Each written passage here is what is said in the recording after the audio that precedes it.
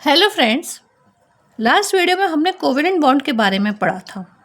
आज हम पढ़ेंगे इलेक्ट्रोवैलेंट बॉन्ड्स। एक्चुअल में इलेक्ट्रो बॉन्ड्स क्या होते हैं? Electrovalent bond is transfer of a electron between the atom. जब electrons one atom to another atom पर जब ट्रांसफ़र होते हैं तब इलेक्ट्रोवैलेंट बॉन्ड का फॉर्मेशन होता है।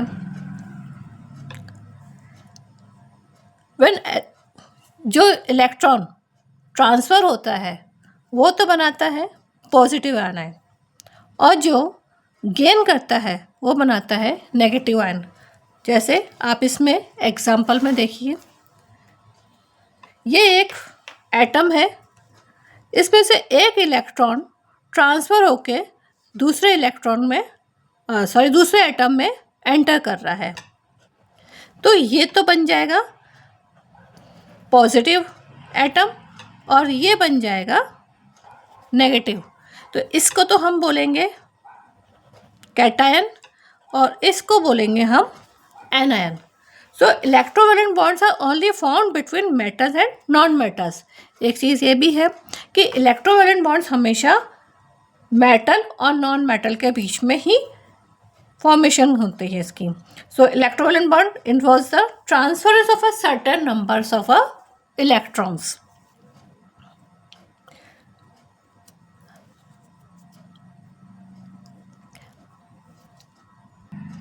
और ये सिर्फ इतने ही एटम्स को इतने ही इलेक्ट्रॉन्स को गेन और लूज़ करते हैं जब तक कि इनके पास स्टेबल इनर्ट गैस का स्ट्रक्चर का फॉर्मेशन नहीं हो जाता।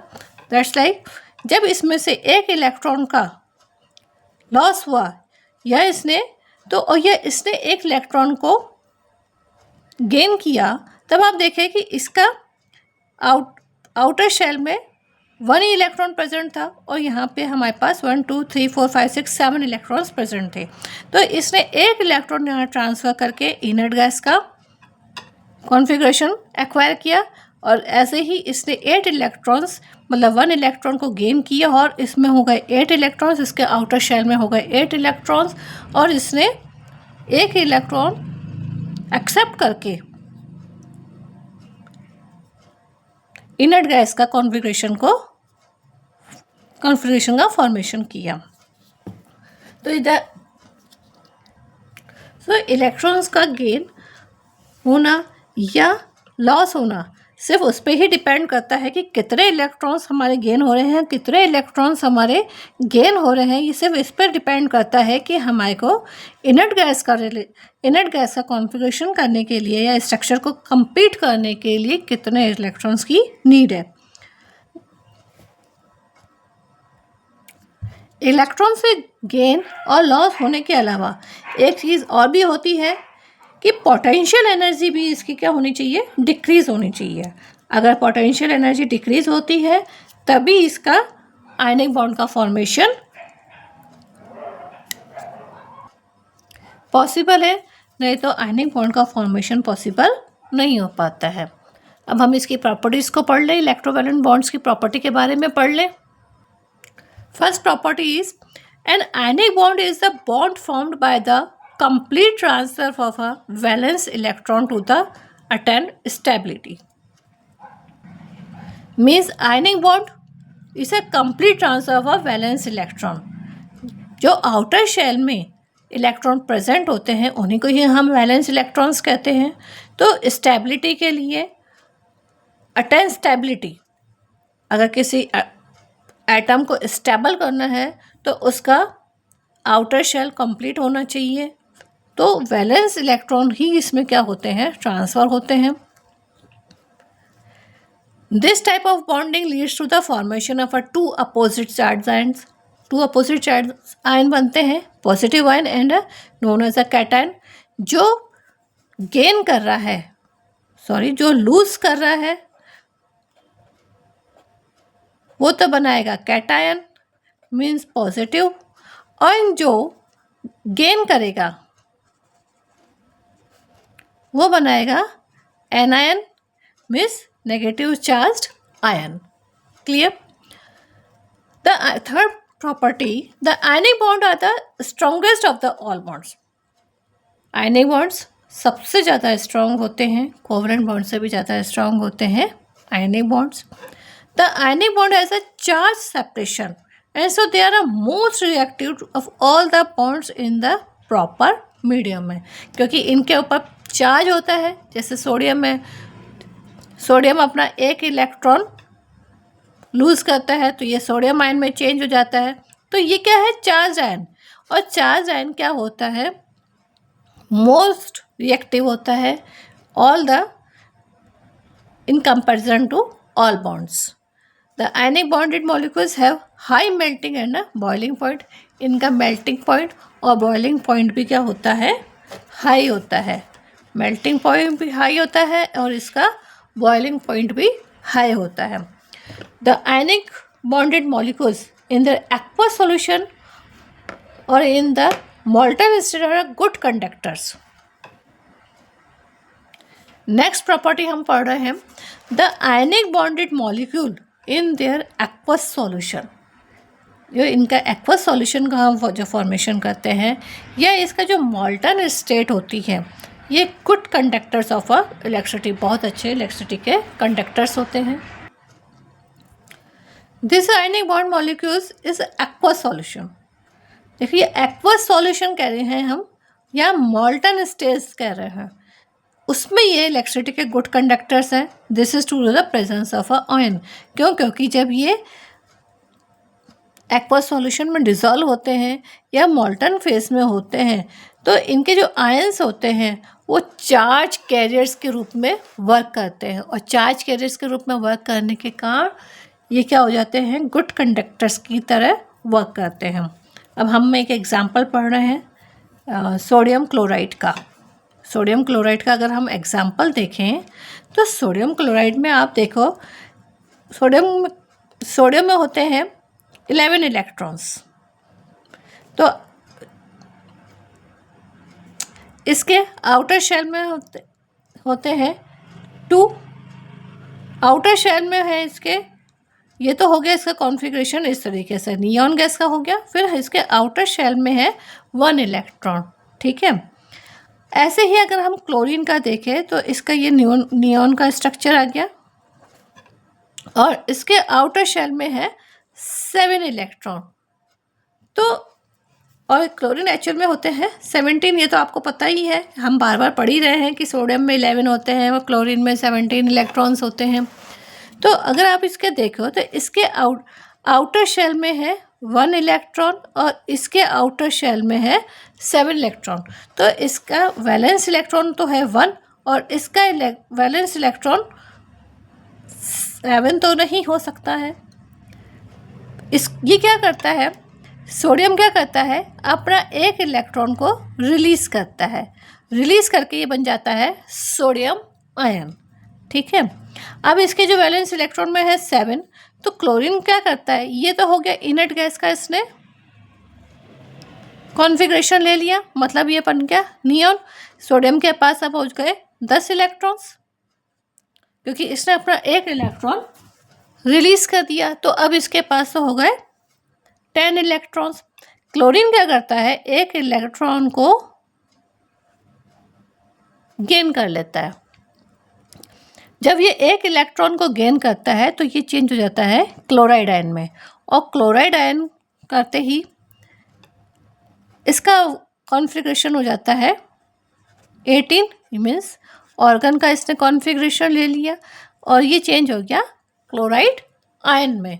तो इसका भी इनर्ट गैस का स्ट्रक्चर आ गया या कॉन्फ़िगरेशन आ गया और इसका भी इनर्ट गैस का कॉन्फ़िगरेशन आ गया. बॉन्ड का फॉर्मेशन कैसे हुआ, sodium plus chloride ion form sodium chloride. Sodium chloride का फॉर्मेशन कंप्लीट हो जाता है. तो ये तो थी प्रॉपर्टीज ऑफ इलेक्ट्रोवैलेंट बॉन्ड.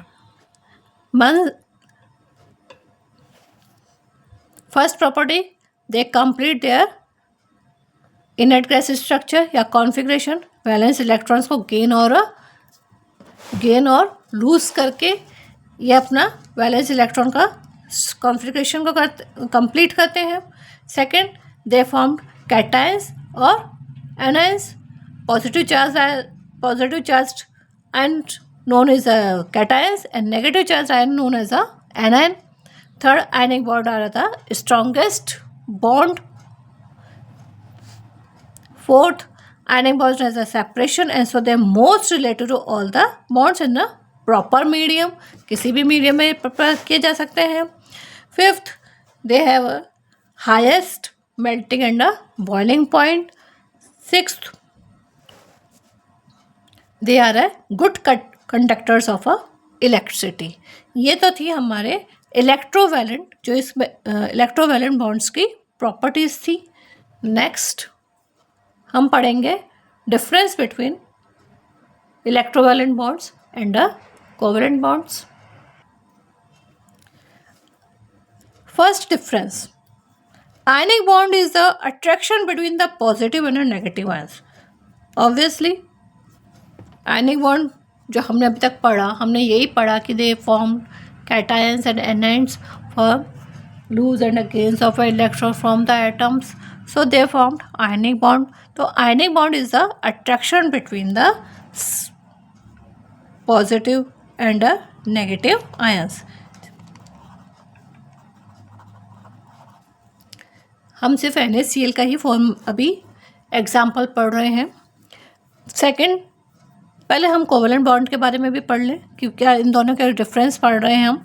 तो covalent bond is a sharing of electrons in between the atoms. The covalent bond form when two atoms share one और more electron pair.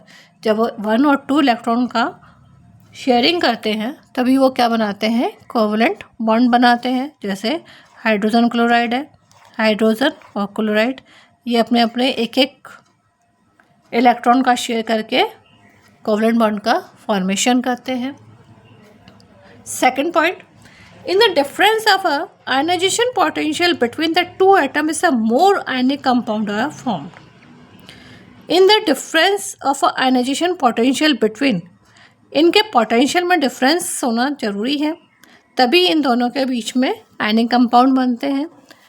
Atoms with higher ionisation potential, अगर इनके बीच में higher ionisation potential is are unable to loss in valence electrons and has prefer to form covalent bond by the sharing of electrons.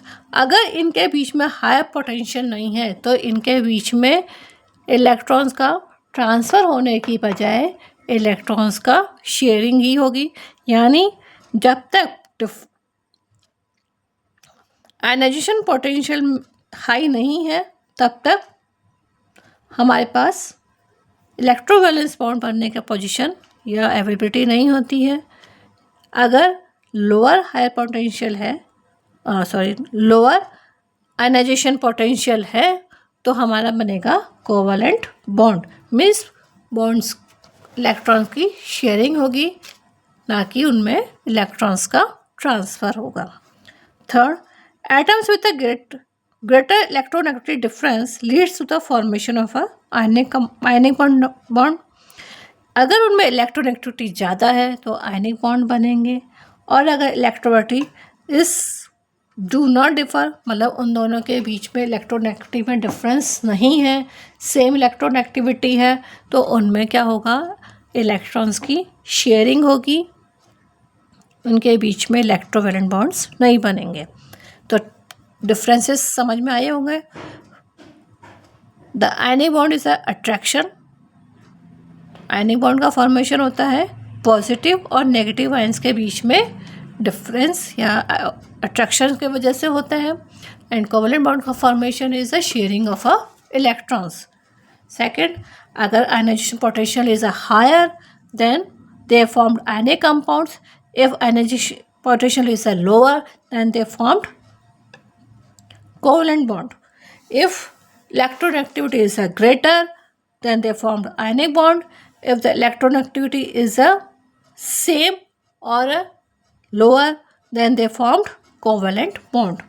अब हम sodium chloride और HCl के बनने का प्रोसीजर देख लेते हैं. अब आप देखो NaCl, ये अभी थोड़ी देर पहले भी समझाया था, एक बार फिर समझ लेते हैं। सोडियम में 11 इलेक्ट्रॉन्स प्रेजेंट है, 1s में 2 इलेक्ट्रॉन्स, 2s में 1s है, 2s यानी सेकेंड शेल में 8 इलेक्ट्रॉन्स और 3s में 1 इलेक्ट्रॉन। ठीक है,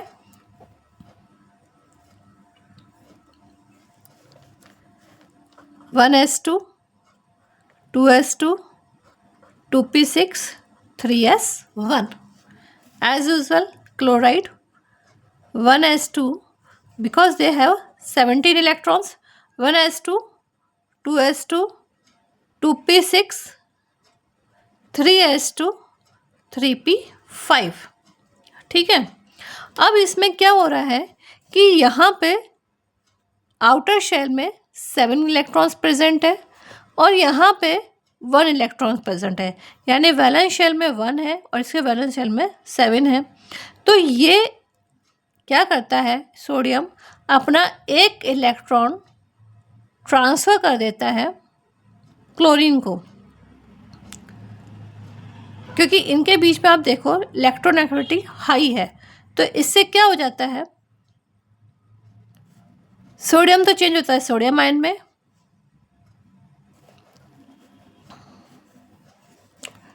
sodium change into sodium ion, and chloride 1 electron gain करके चेंज हो जाता है क्लोराइड आयन में। जब sodium plus chloride ion formed sodium chloride, दोनों के अपोजिट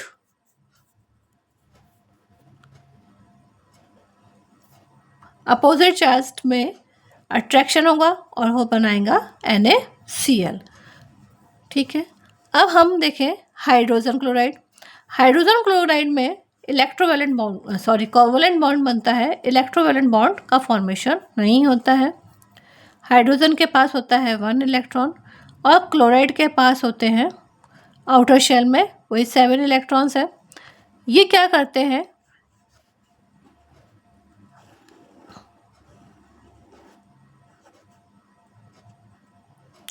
एक एक इलेक्ट्रॉन की शेयरिंग करते हैं और कोवलेंट बॉन्ड का फॉर्मेशन करते हैं। इलेक्ट्रोवैलेंट बॉन्ड्स के और भी एग्जाम्पल है, जैसे पोटेशियम क्लोराइड है, sodium bromide, calcium chloride, magnesium oxide, sodium sulphide, lithium chloride, potassium bromide. बहुत सारे हमारे पास ऐसे एग्जाम्पल हैं जो कि इलेक्ट्रोवैलेंट बॉन्ड का फॉर्मेशन, जिनमें इलेक्ट्रोवैलेंट बॉन्ड का फॉर्मेशन होता है। In brief, electrovalent bond is a electrostatic bond which formed between two opposite charged ions. They are cation and anion, and this is a very strongest bond. They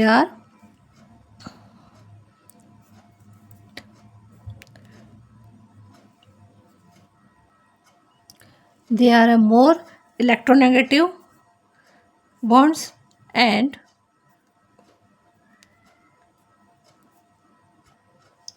more stable bonds. आज के video में हम इतना ही पढ़ेंगे, next video में हम और पढ़ेंगे। आज के लिए थैंक यू।